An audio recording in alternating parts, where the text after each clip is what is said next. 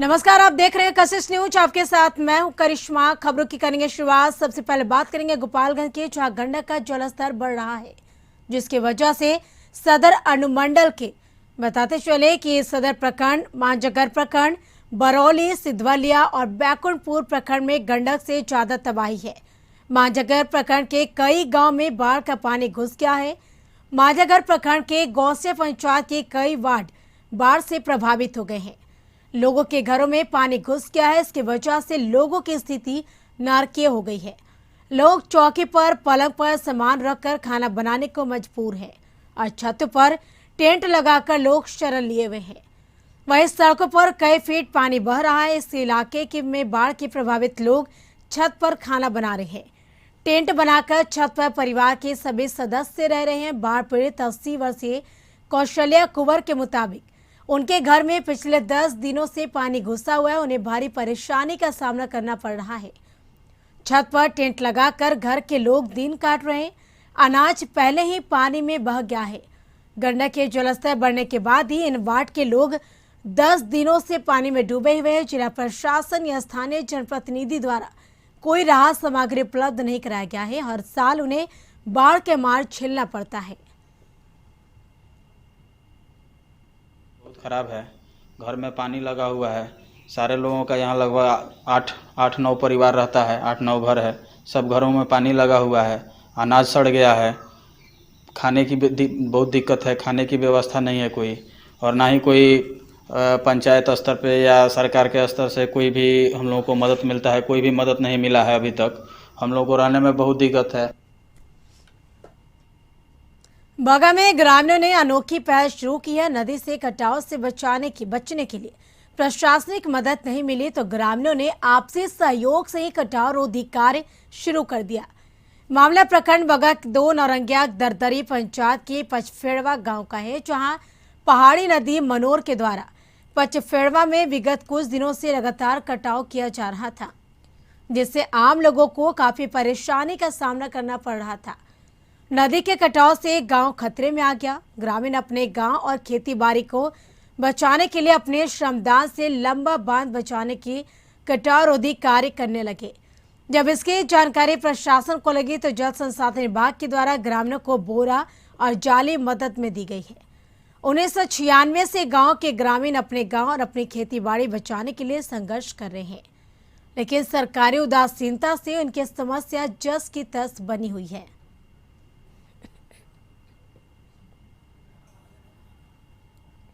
दहे वाला बा, लेकिन मालिक बहुत दिन से बहुत अधिकारी कहाँ एप्लीकेशन दरखास्त दिया है, लेकिन कोनो सुनवाई नहीं लोग कैला। तो कोई अधिकारी भी आता है और देख कर भी चला जाता है। मतलब कि हम लोग एक बाढ़ के जो बांध है ना, जितना भी बाढ़ काट रहा है अपने ही ब्रिज भी काट कर लगाए हैं बांध पर बचाव के लिए।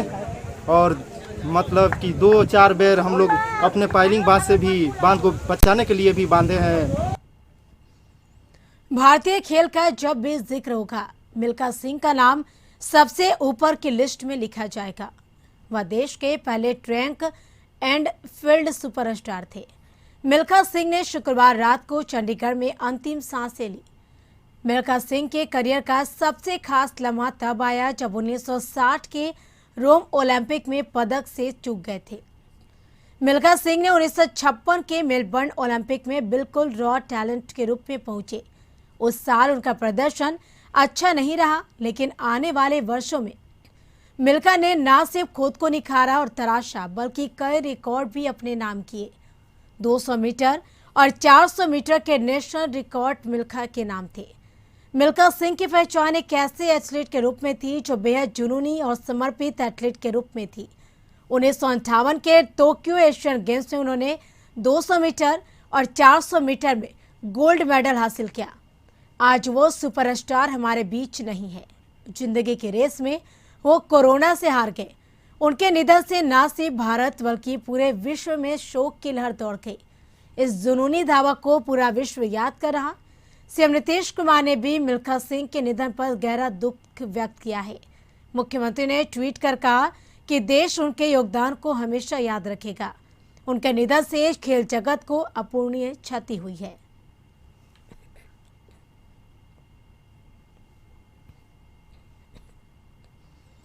आजादी के 74 वर्ष बाद भी कटिहार जिले फलका प्रखंड अंतर्गत सोता उत्तर पंचायत के नवटोलिया गांव में विकास की किरण नहीं पहुंच पाई है।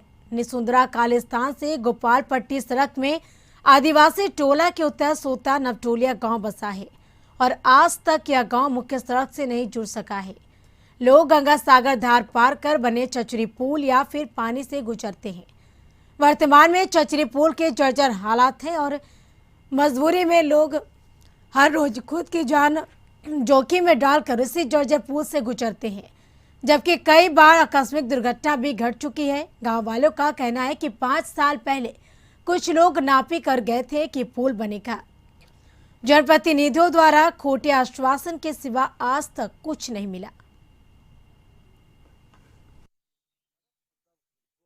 रास्ता होगा, कौन डूब जाएगा, मर जाएगा। आज भी एक आदमी वहाँ पे गिर गया। वो तो मान लीजिए कि कम पानी में गिरा तो नहीं, वो बच गया। किस लिए जाना पड़ता है उधर? हाँ, इधर गांव है। आप लोग का घर उधर है? इधर घर है, ये सब अपना बिहार इधरे पड़ता है सब। क्या परेशानी है? ये देखिए मकई सब लाते हैं। क्या परेशानी है? यही कि कुछ नहीं बन रहा है। कब से जो है कि हम लोग मांग कर रहे थे, लेकिन 5 साल पहले जो है कि यहाँ पे नापी जोखी करके गया है। तब से जो है कि कोई यहाँ खबर देने, लेकिन कोई खबर रोहतास जिला से, जहां शिव सागर के बमहौर में एनएच किनारे के लाइन होटल पर एक अनियंत्रित ट्रक ने 10 लोगों को कुचल दिया, जिसमें से 4 की मौत हो गई और तथा घायल 5 महिलाओं को बेहतर इलाज के लिए पटना रेफर किया गया।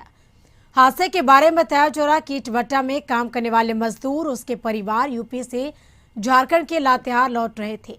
इसी बीच शिवसागर थाना क्षेत्र के बमौर के पास एनएच के किनारे एक लाइन होटल पर सभी लोग रुके थे। जैसे सड़क किनारे या लोग जलपान के लिए ट्रक से उतरे, इसी दौरान एक अन्य अनियंत्रित ट्रक ने सभी को कुचल दिया और हादसे में चित्कार मच गई। आनंद फानन में सभी को शिवसागर के पीएचसी लाया गया, जहां से घायलों को पटना रेफर किया गया। वहीं 4 लोगों की मौत हो गई। वहीं दूसरी ओर स्थानीय लोगों ने ट्रक को पकड़ लिया, लेकिन ट्रक चालक भागने में सफल रहा। इस हादसे के बाद पूरे इलाके में सनसनी फैल गई। खासकर 2 बच्चों की मौत से लोग काफी मर्माहत थे।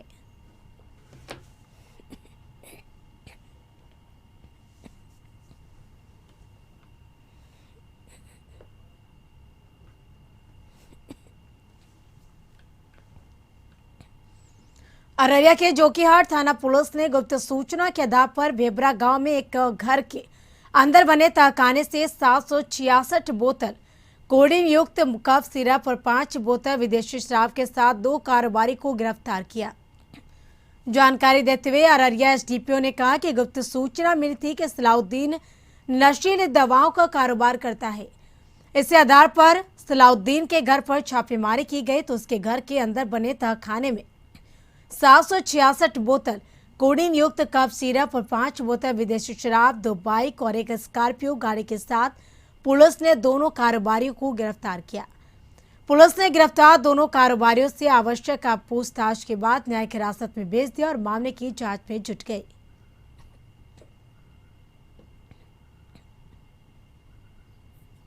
कि ग्राम भेबड़ा में सलाउद्दीन अपने बहनोई के साथ मिलकर शराब एवं नशीली पदार्थ का कारोबार कर रहा है और छुपा कर ही घर में कहीं पे तहखाना बनाया, तहखाना में छुपा के उसको रख रहा है। पुख्ता सूचना थी एसएचओ जोकीहाट को, विकास कुमार आजाद को।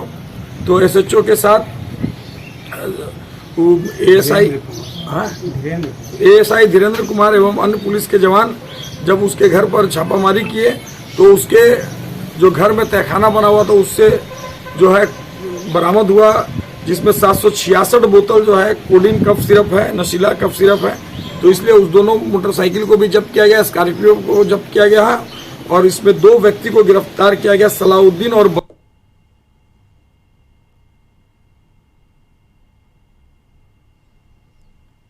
बेगूसराय में अलग अलग घटना में एक महिला और बता दें कि एक पुरुष की मौत हो गई है। हालांकि दोनों मामलों में परिजनों ने हत्या का आरोप लगाया है। पहली घटना गढ़पुरा थाना क्षेत्र के गढ़पुरा रेड लाइट एरिया की है और बताया जा रहा कि 50 वर्षीय प्रतोष यादव रेड लाइट एरिया के लालो नट के घर में वर्षों से रह रहा था, जहां शुक्रवार की रात उसका शव बरामद किया गया। शव मिलने के बाद स्थानीय लोगों ने सड़क जाम कर हंगामा किया। प्रतोष यादव की हत्या करने के बाद कई मौके पर पहुंची पुलिस ने लोगों को समझा बुझाकर मामले को शांत कराया और बाद में पुलिस शव को कब्जे में लेकर छानबीन में जुट गई। वहीं दूसरी घटना मंझौल थाना क्षेत्र के कमना गांव की, जहां रामपुकार शाह की 38 वर्षीय पत्नी रेणु देवी का शव उसके घर से बरामद किया गया। महिला के मायके वालों का आरोप है कि उसके ससुराल वालों ने ही फांसी लगाकर उसकी हत्या की। घटना के बाद से ससुराल वाले फरार हैं। पुलिस शव को कब्जे में लेकर जांच में जुटी है। अब जब कॉल आया कि आप बहन जैसे सोई हुई थी वैसे सोई रह गई, मर गई। जब यहाँ का हम देखे हैं गला में दाग था फांसी का, फांसी लगा कर मार दिया गया ऐसा लगा। हम उसके बाद थाना में इन्फॉर्म किए हैं। अब जो भी करेंगे थाना कार्रवाई अपना। अधिक जानकारी के लिए बेगूसराय से हमारे सहयोगी सौरभ जुड़ चुके हैं फोन पे। सौरभ, 2 अलग अलग घटनाओं में कुल कितने लोगों की मौत हुई है, पूरा मामला क्या है?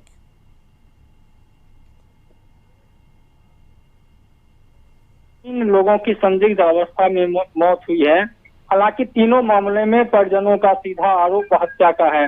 रात एक घटना गढ़पुरा थाना इलाके में घटी है, जहां रेड लाइट एरिया में एक प्रतोष यादव जो लालो नट के यहाँ बरसों से काम करता था, उसी के घर में रहता था। उसका शव उसी के घर से देर रात पुलिस ने बरामद किया है। घटना के बाद लोगों में आक्रोश भी था और 2 घंटे के लिए बखरी गढ़पुरा सड़क को जाम भी किया गया था। जिसके बाद परिजनों ने हत्या का आरोप लगाया। पुलिस ने लिखित शिकायत के बाद मामला दर्ज करके आगे की कानूनी कार्रवाई में जुटी हुई है। हालांकि अभी तक किसी की गिरफ्तारी इस मामले में नहीं हुई है। वहीं दूसरी घटना आज सुबह की है, जहां मंझौल थाना क्षेत्र के कमला गांव में एक महिला का शव उसके ससुराल से मिला है। उसके गले पर फांसी लगाने का निशान भी है। तो पुलिस हत्या या आत्महत्या इस बिंदु पर जांच कर रही है, लेकिन मायके वालों का आरोप है कि उसके ससुराल वालों ने ही रेणु देवी की फांसी लगाकर हत्या की है। और कल दोपहर में भी एक किसान जिसका शव कुएं से मिला था, वह लापता था 2 दिनों से। तो उसके परिजनों ने भी लूट के बाद हत्या करने की आशंका जताई है और मामला दर्ज कराया है। तो कुल मिलाकर 24 घंटे के अंदर बेगूसराय में जिस तरह से 3 लोगों की मौत हुई है, तीनों में परिजनों का आरोप है हत्या का। तो पुलिस के कार्यशैली पर लगातार सवाल भी उठ रहा है। कोरोना काल में और लॉकडाउन के दौरान लगातार अपराधियों के द्वारा बड़ी बड़ी घटनाओं को अंजाम दिया गया, लेकिन अधिकतर मामलों में पुलिस के हाथ अब तक खाली है। इसलिए पुलिस पर एक बड़ा सवाल आम लोगों के द्वारा उठाया जा रहा है। जी बिल्कुल, तमाम जानकारी के लिए शुक्रिया। बढ़ेंगे अगली खबर की ओर, समस्तीपुर से, जहां एक पुजारी की पीट कर हत्या कर दी गई। वर्षों से चले आ रहे विवाद को लेकर बता दें कि मंदिर में सूर्य पुजारी की जान ले ली गई। वहीं मौके से पुलिस ने हत्यारा भतीजा को गिरफ्तार कर लिया। दरअसल मामला समस्तीपुर के मुफस्सिल थाना क्षेत्र के मोहनपुर गांव का है, जहां जमीनी विवाद में भतीजे ने मंदिर में सूर्य पुजारी सुरेंद्र राय की पीट कर हत्या कर दी। ग्रामीणों का कहना है कि 8 दूर जमीन को लेकर यह परिवार वर्षों से झगड़ रहे थे। बीती रात उसके भतीजे अनिल कुमार ने पहले घर पर मारपीट की, फिर मंदिर में जाकर अपने पुजारी चाचा की हत्या कर दी। 8 में एक व्यक्ति जो साधु बाबा हैं उनकी मौत हो गई है। पुलिस वहां गई, पुलिस जा करके डेड बॉडी को उठाई और लाई, और लोगों को द्वारा, उनके पुत्रों को द्वारा बताया जा रहा है कि 3 आदमी, 4 आदमी मिल करके मेरे पिता को जो है मार कर हत्या किया है। तो गला जात दिया, सब मिलके मारता था। 3 बार आया मारने के लिए। तब हम बोले काहे के लिए मारते हैं। तब हमको भी धर लिया, गर्दन धर लिया, हमको भी मारा। तब हम चल गए घर, फिर आया, फिर चल गए, फिर आया। 3 बजे तक वैसे ही कर। अधिक जानकारी के लिए समस्तीपुर से हमारे सहयोगी मंटून जुड़ चुके हैं फोन पे। मंटून, किन मामलों को लेकर पुजारी की हत्या कर दी गई है? देखिए, बता दें, ये मामला जो है मुफस्सिल थाना क्षेत्र के मोहनपुर की है, जहां जो है जमीनी विवाद के कारण जो है अपने चाचा, पुजारी चाचा की हत्या जो है अनिल कुमार, उसके भतीजे ने ही जो है पीट कर उसकी हत्या कर दिया। बताया जा रहा है कि जो 8 धुर जमीन के का जो विवाद था, जो बरसों से जो चले आ रहा विवाद था, जिसको लेकर दोनों परिवारों के बीच लगातार जो है झगड़ा विवाद हो रहा था। और उसी दौरान जो है कल रात्रि में लगभग 3 बजे सुबह की बात किया है, लगभग 3 बजे जो है उसके युवा जो पुजारी था, जो मंदिर में सो रहा पुजारी था, जो मंदिर का ताला तोड़कर उसके भतीजे ने ही उसके साथ मारपीट की और उसके मारपीट के दौरान जो है उसकी हत्या, उसकी मौत हो गई है। तो पुलिस ने जो है जो युवक था अनिल कुमार, उसके भतीजा था, उसे मौके से ही जो है गिरफ्तार किया। सुबह पुलिस की जब जानकारी मिली तो पुलिस ने जो है ग्रामीणों की सूचना के आधार पर जो है जो अनिल कुमार को गिरफ्तार किया है। उसे बताया गया कि जो है अनिल कुमार ने ही उसके जो चाचा है पुजारी थे सुरेंद्र राय, उसकी पीट कर हत्या कर दी है। मौके पे पुलिस जो है सबको पोस्टमार्टम के लिए भेज और अनिल कुमार जो युवक बिल्कुल मंटू, चलिए तमाम जानकारी के लिए शुक्रिया। यहाँ रुकेंगे एक छोटे। कांग्रेस प्रदेश कार्यालय सदाकत आश्रम में राहुल गांधी का जन्मदिन मनाया गया। कांग्रेस के बिहार प्रभारी भक्त चरण दास, प्रदेश अध्यक्ष मदन मोहन झा समेत कांग्रेस के वरिष्ठ नेताओं ने इस मौके पर सदाकत आश्रम में गरीब असहाय लोगों के बीच कोरोना वायरस से बचाव के लिए सहायता किट का वितरण किया।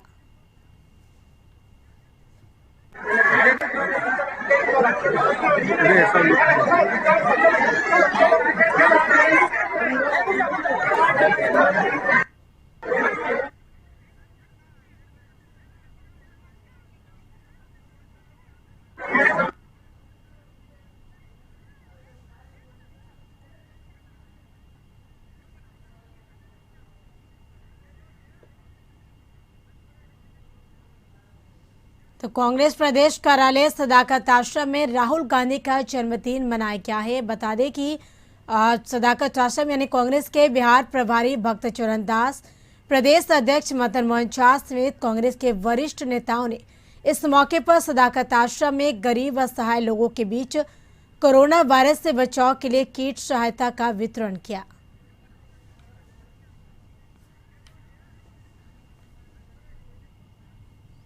अधिक जानकारी के लिए पटना से हमारे संवाददाता गौतम जुड़ चुके हैं हमारे साथ लाइव पे। गौतम, राहुल गांधी का जन्मदिन किस तरह से मनाया गया है कांग्रेस प्रदेश कार्यालय यानी सदाकत आश्रम में? देखिए, राहुल गांधी का जन्मदिन है और कोविड का भी समय चल रहा है और जो प्रोटोकॉल है उसके तहत राहुल गांधी की तरफ से जो अपने कार्यकर्ताओं को निर्देशित किया गया है कि वो जिस तरह से कोविड का गाइडलाइन है उसका पालन करते हुए ही जो है अपने क्षेत्र में कार्य करें। उन्होंने जन्मदिन मनाने को लेकर जो है मनाही कर दिए। उन्होंने लोगों से अपील की थी, अपने कार्यकर्ताओं से अपील की थी कि वो उन्हें आज के दिन का जो है लोगों की मदद के रूप में अगर वो करना चाहें तो कर सकते हैं और कांग्रेस के नेताओं की तरफ से यही किया जा रहा है। मगर कुछ गलतियां भी कांग्रेस कार्यालय में देखने को पहले बता दूं कि जो कार्यक्रम हुआ आज राहुल गांधी के जन्मदिन के अवसर पर लोगों को कोविड सहायता किट जो है बांटा गया। इस मौके पर बिहार प्रभारी चरण दास, प्रदेश अध्यक्ष मदन मोहन झा, कांग्रेस वरिष्ठ नेता, तमाम लोग कांग्रेस कार्यालय पहुंचे हुए थे। सभी लोगों ने लोगों को सहायता किट भी दी। मगर इस किट देने के दौरान जो है एक यहाँ पर तस्वीरें जो दिख रही है, मैं आपको बता दूं कि वहाँ पर कोविड गाइडलाइन का उल्लंघन जो है एक तरह से किया गया है और इसको लेकर जो वहाँ के नेता थे जब उनसे बात की, उन्होंने मानी की गलतियां हुई है। लोगों की भीड़ बहुत ज्यादा हो गई थी और लोग जो है अनियंत्रित हो गए थे। सोशल डिस्टेंस का पूरी तरह से यहाँ पर उल्लंघन हुआ।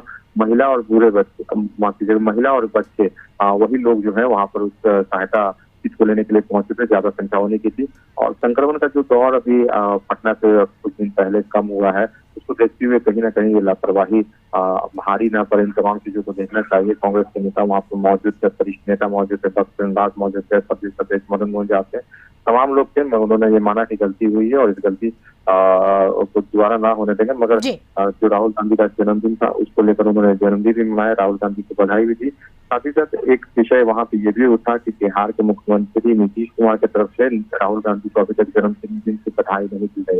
बिहार के पूर्व मुख्यमंत्री जीतन राम मांझी ने सोशल मीडिया के माध्यम से राहुल गांधी को जन्मदिन की बधाई दी है और मुख्यमंत्री नीतीश कुमार की तरफ से अभी तक बधाई नहीं देने को लेकर जो है प्रदेश अध्यक्ष मदन मोहन झा ने उनको नैतिकता का हवाला दिया है। मतलब मुख्यमंत्री को कहा कि किसी के भी जन्मदिन पर किसी को बधाई देना कोई इसमें बुराई नहीं है, मगर ये नैतिकता होनी चाहिए क्योंकि बिहार की राजनीति में अब ये बात देखने को राजनेताओं के बीच में देखने को कि आपसी संवाद जो है वो अब खत्म होते जा रहा है और जितना जो पहले आपसी संवाद होता था, चाहे वो सदन हो या चुनाव के दरमियान हो, वो आपसी संवाद खत्म हो जा रहा है और एक नई परंपरा शुरू हुई है कि अगर कोई भी नेता अगर दूसरे दल के नेताओं से अगर बात करता है या व्यक्तिगत कोई मुलाकात करता है तो उसे तल तोड़ने की जो है विषय और मुद्दा बिल्कुल बिल्कुल गौतम, चलिए तमाम जानकारी के लिए शुक्रिया। बढ़ेंगे अगली खबर की ओर। बिहार के कांग्रेस प्रभारी भक्त चरण दास ने कांग्रेस में टूट की खबरों को निराधार बताया है। उन्होंने कहा कि कांग्रेस विधायकों की टूट की बात बेकार और बेबुनियाद है। साथ ही उन्होंने लोजपा में टूट को लेकर सीएम नीतीश पर भी हमला किया।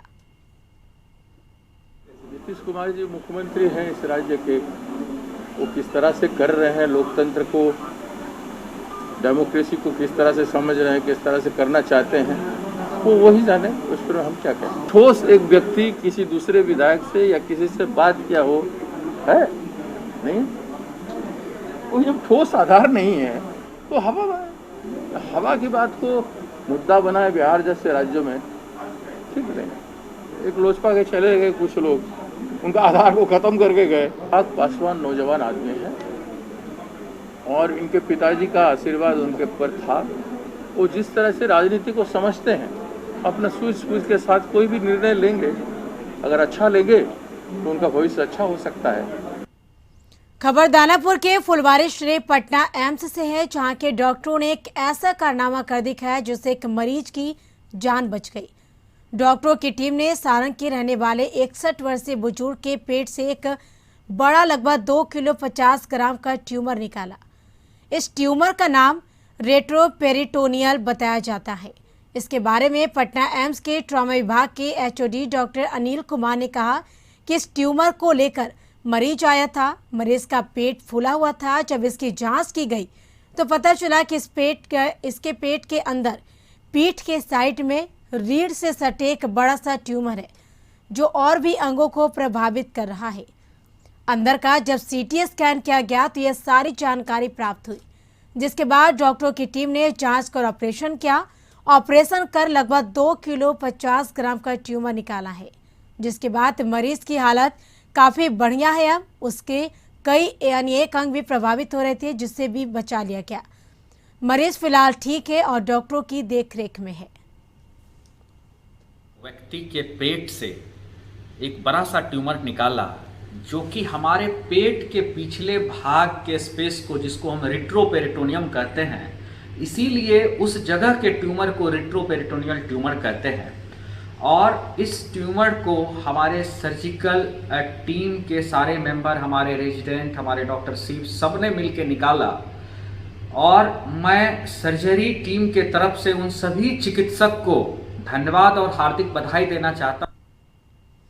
टाइटैनिक के समुद्र में डूबने की बात आपने सुनी भी होगी और देखी भी होगी, लेकिन आज हम आपको ऐसे बीच एक गंगा नदी में नाव के डूबने की लाइव तस्वीरें दिखा रहे हैं, जिसे देखकर अभी आप भी अचंभित हो जाएंगे।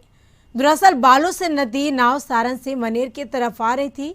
इसमें 1 दर्जन से ज़्यादा लोग थे। तभी बीच नदी में उफान के कारण नाव का संतुलन बिगड़ गया और नाव डूब गई। यह लाइव वीडियो आप देखिए कि किस तरीके से नाव डूबने के बाद लोगों ने अपनी जान बचाई। हालांकि इस पूरे दुर्घटना में किसी की जान नहीं गई, सभी लोगों को बचा लिया गया है। पूर्णिया के बनमनखी नगर पंचायत इलाके में लाखों की लागत से कई जगह पोर्टेबल और चलन शौचालय बनाए गए हैं, लेकिन महज साल भर से ही रखरखाव के अभाव में शौचालय बदहाल पड़ा है। लोगों का कहना है कि ना तो नियमित साफ सफाई होती है और ना ही इसका रखरखाव होता है। चलंत शौचालय बनमनखी चीनी मिल के अलावा कई जगह यूं ही जंगल में खड़ा है। इसके अलावा कई जगह लगाए गए पोर्टेबल शौचालय भी बंद पड़ा है। शौचालय के नाम पर लाखों करोड़ों रुपए राशि का बंदरबाट हुआ, आम आदमी को कोई फायदा नहीं। वहीं नगर पंचायत अध्यक्ष विजय शाह ने कहा कि जेम पोर्टल के माध्यम से शौचालय की खरीद पर बनमनखी में 19 जगह पोर्टेबल और चलन शौचालय लगाया गया है। भूमिहीन लोगों के लिए अव्यवस्था की गई। इसकी रखरखाव और साफ सफाई की समय समय पर की जाती है। निर्धारित दर के अनुसार ही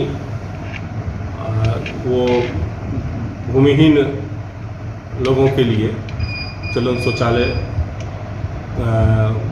जेम पोर्टल के माध्यम से खरीद किया गया था।